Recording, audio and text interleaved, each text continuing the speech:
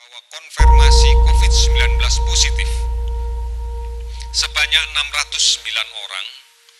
Totalnya menjadi 27.549 orang.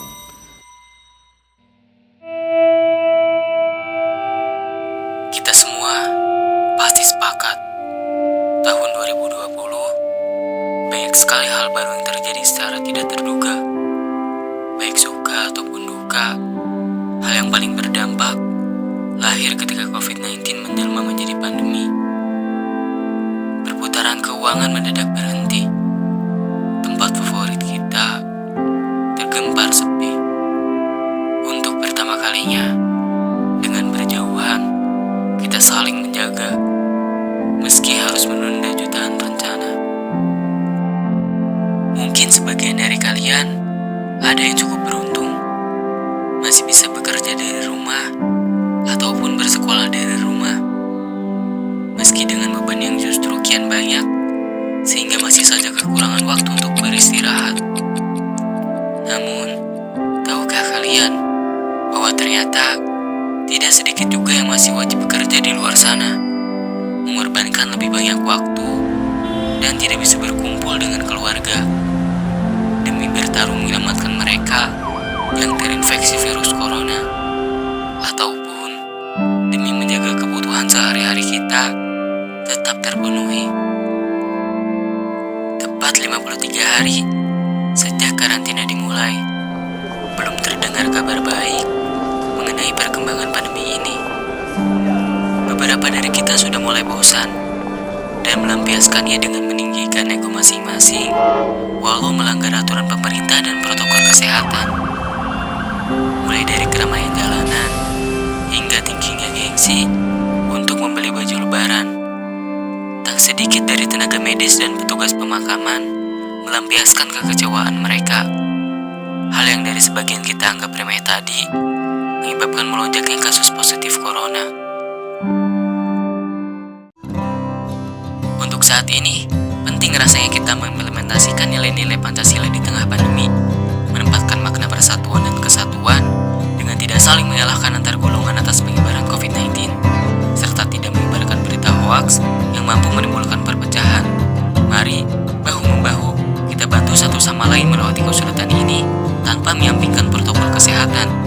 Mengingat konsep ketuhanan dalam Pancasila, mari bersama-sama di tengah pandemi ini kita lebih mendekatkan diri kepada Tuhan Yang Maha Esa, berdoa untuk tetap kuat dan optimis dalam menghadapi pandemi COVID-19.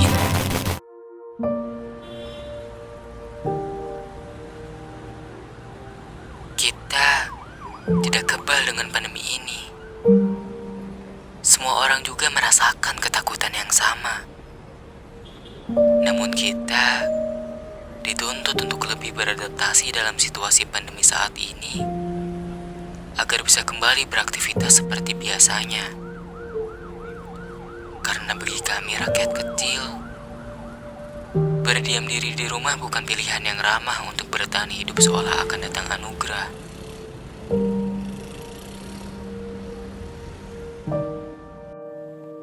Tuhan belum menyerah dengan kita. Di tengah pandemi seperti ini, kita masih mampu untuk terus berdoa dan mendoakan.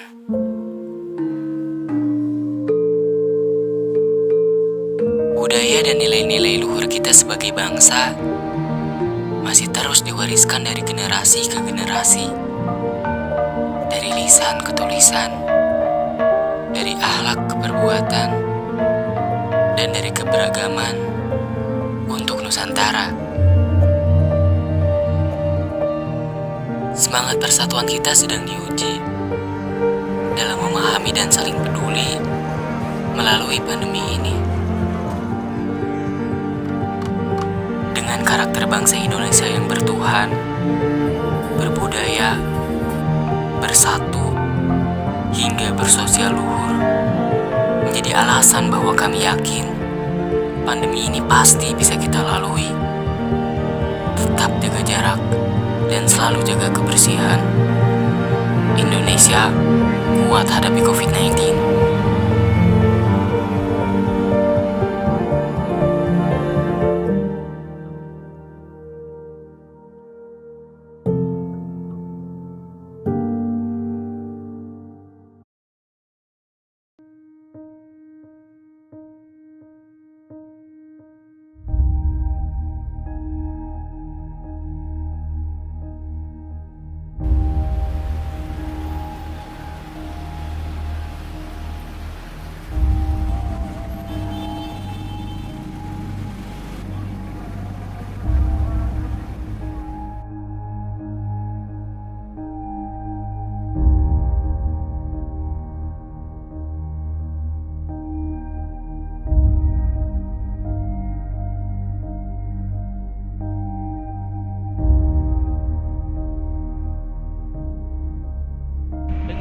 siapa Bu namanya?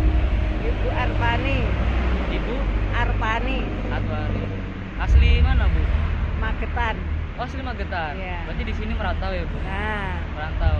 rantau. Oh, sudah berkeluarga Bu? Sudah.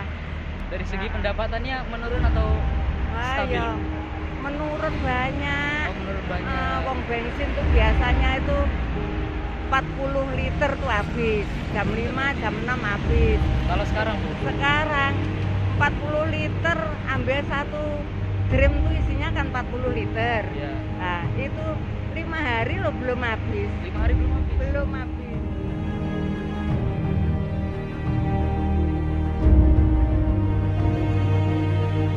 Saya Imron.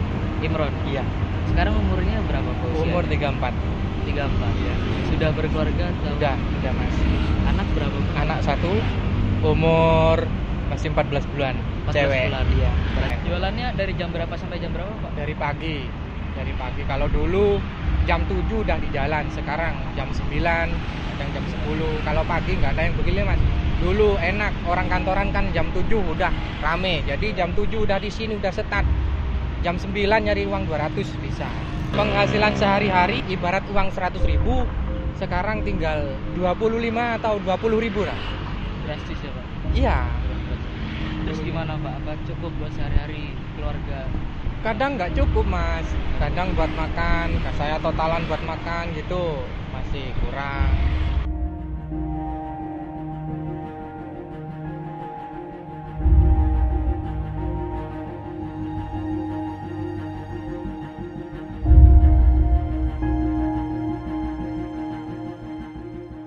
Martono. Marton. Iya, Martono. Usia berapa? Usia kurang lebih 48. 48. Oke. Sudah berkeluarga Sudah punya anak, hampir punya cucu. sebelum sama sudah pasca corona ini gimana Pak keadaan ekonomi keluarga sendiri? Sebelumnya, Ya sebelumnya alhamdulillah lumayan. lumayan itu Ya lumayan itu ya. Kadang itu bisa mencapai 6 kilo, 7 kilo habis mie ayam ya. habisnya mie itu. Tapi semenjak ini ada corona ini, merocotnya begitu pesat, sekitar 2-3 kilo habisnya ya. Kalau penghasilan sendiri gimana? Penghasilan saat Sebelum sama pas corona gini? oh ya beda jauh Beda jauh. ya. Ya Pak, dengan Bapak siapa Pak? Bapak Muhammad Sugani, Wah, nih asli Surabaya Pak? asli dari Blitar. Oh, Blitar. Ah, Terkait tentang tarikan Bapak nih penumpang. saya rasakan perbedaannya cukup mencolok ya, cukup jauh ya. Biasanya Ah. berapa Pak? Biasanya katakanlah nyari uang 100 ya begitu gampangnya ya. Nah, begitu mudah ibaratnya tidak sampai malam ya. Itu ibaratnya seperti itu. Nyari uang 100 saja kadang tidak sampai malam. Sekarang nyari uang 50 aja ya, sampai sekarang pun saya tidak terima uang 50. Bapak nggak takut nih di tengah corona masih narik Gojek? Sebenarnya takut sih. Ya takut sih. Takut. Tapi terus terang dalam diri saya hanya satu yang saya takuti, Allah Subhanahu wa taala. Yang penting saya hati-hati ya toh, saya apa yang dianjurkan oleh pemerintah coba saya protokol dari pemerintah saya turuti, kayak pakai masker ya, terus kayak kita tidak boleh bersentuhan, tidak boleh gerombol banyak orang, itu coba saya patuhi, itu usaha saya di samping doa seperti itu.